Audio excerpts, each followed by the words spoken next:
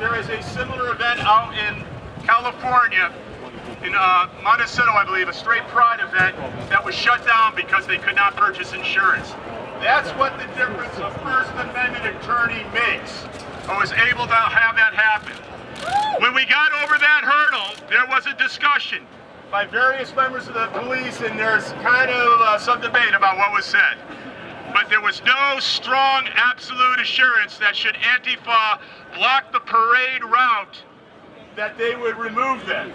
To me, that would be unconstitutional. I think stand-downs are unconstitutional. I believe the police have an obligation to protect the First Amendment rights of those that are speaking. I have to admit, I'm relying on some dissents in Supreme Court cases, but that's what I believe. So we're going to find out what happens. In my hand is a complete, on file with the Berkshire Superior Court where I live, and I am the named plaintiff. I sought injunctive relief so that there will not be a stand down. I was denied.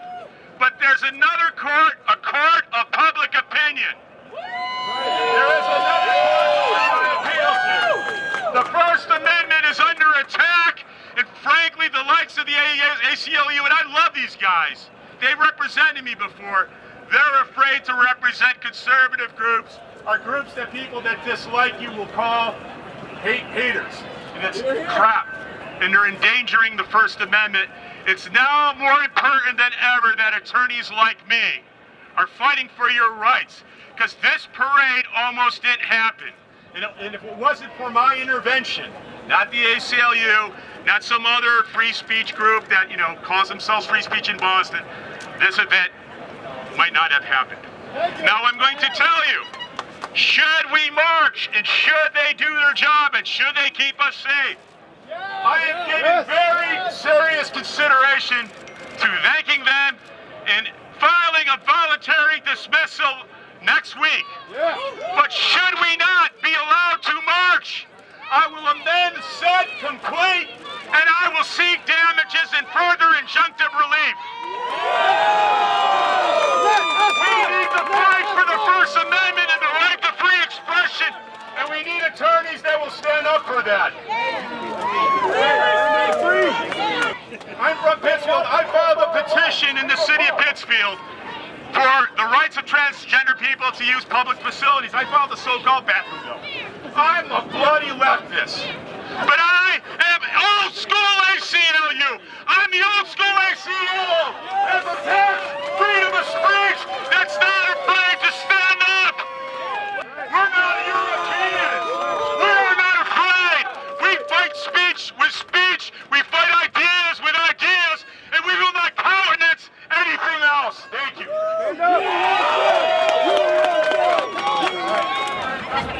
Put on my Antifa mask, okay?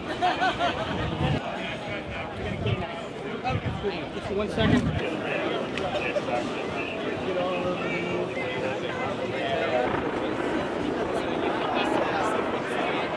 First nudge backwards against this idea that, having some aberrant sexuality or being in some other way, different from everybody else, is not a morally superior choice. We seem to be pushed into agreeing with things that most people don't agree with. And I stand for freedom, I stand for traditional Christian family values, even if I don't always live them myself, but I do the best I can. And honestly, as a gay man, I have been embarrassed and attacked by my fellow homosexuals for most of my life, and these people feel like... You have beautiful teeth, Milo! He does, he has really white teeth, jeez. I'll have more to say later once we've gone for a little walk in the sun, but thank you very much to everybody for coming. God bless, God love you, and I'll see you all in a little bit.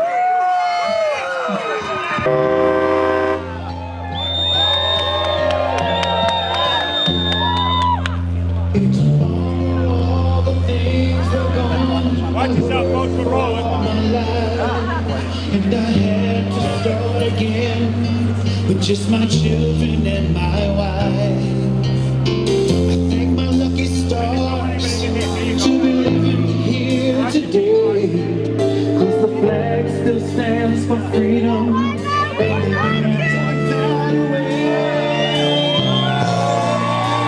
And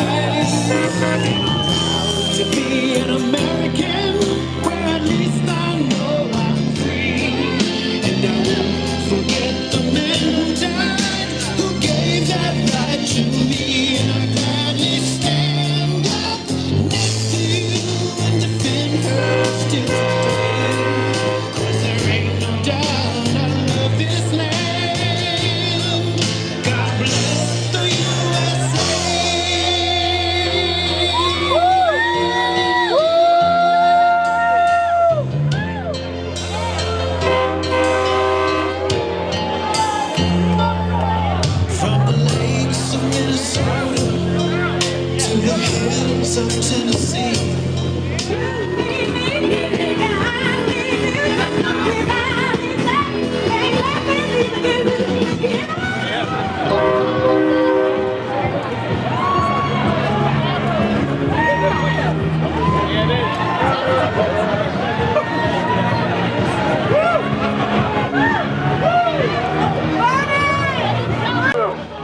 Wow, where's the beer, dude? You look like a douchebag in that Aussie hat.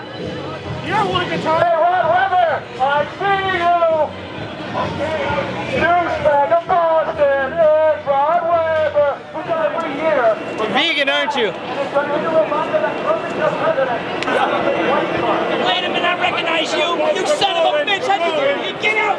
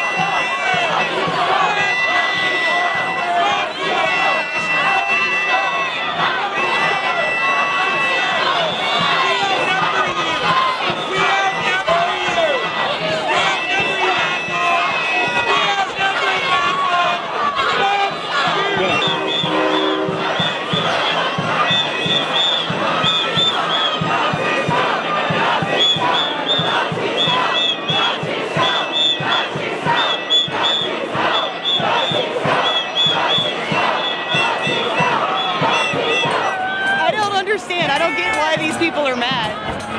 We're not, no one's here hating anyone. They're just loving themselves and loving their country. It's perplexing.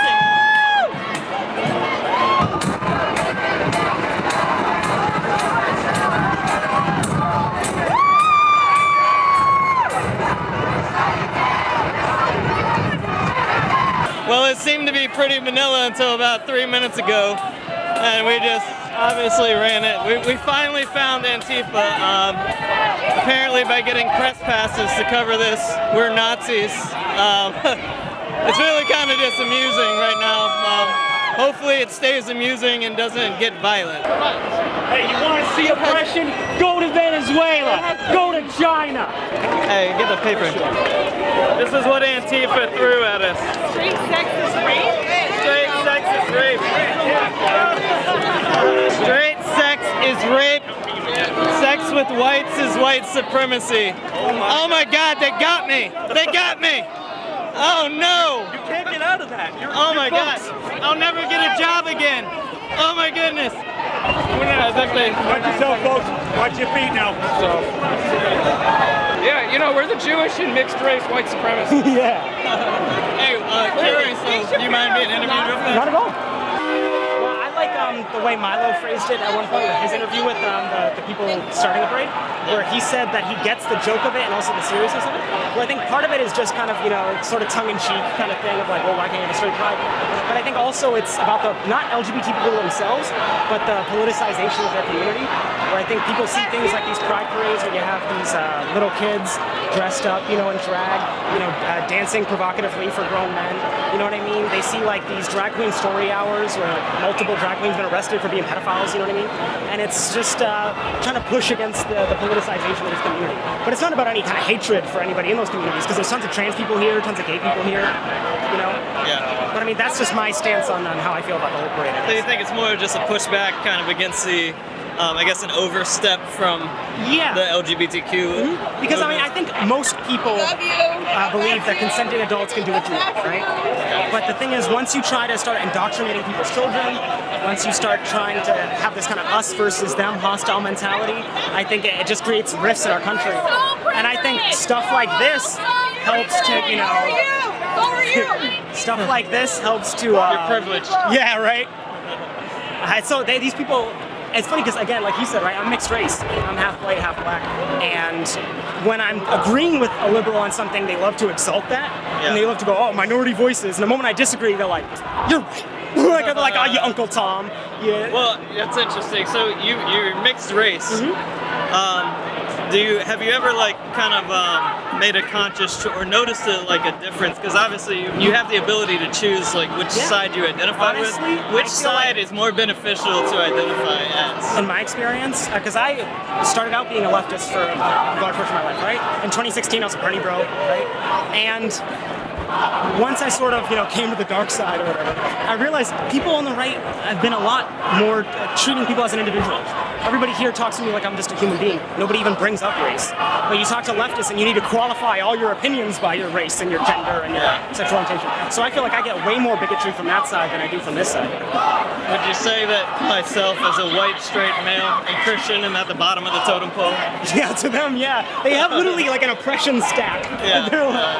And it's like the new social class system, and I'm at the bottom. Yeah, and it's funny because you start to see rifts between them. Because like, I don't know if you've seen in England, there's been rifts between the Muslim community and the LGBT community. And it's like, intersectionality is going to come with that, you know what I mean? But yeah, all that, the real diversity that matters is diversity of opinion, diversity of thought. And I think that's the actual not bigoted position to have. It's crazy that judging people by their skin color and genitals is viewed as not racist and not sexist now. Those are the people fighting racism, apparently. Yeah, it's crazy.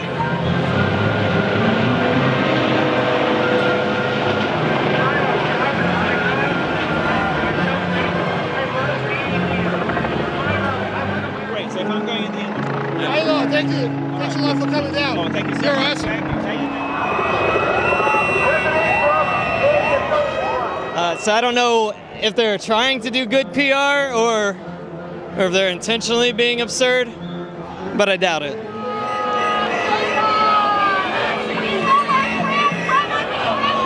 I met Milo in 2016, and ever since I've been a supporter of him because he is not the awful person that people keep making him out to be. It really makes me sad because you speak to him in person and he's like the most genuine, kind-hearted person, and he's portrayed as like a white supremacist by the media, and I think that's it's pretty disappointing. I hope that people start becoming aware of what's going on here today, and I hope people figure out that we're not here to hate on anyone. It's not about hatred of gays. Well, I know you mentioned that he's been portrayed as like a white supremacist. Do you think that that might be a kind of manufactured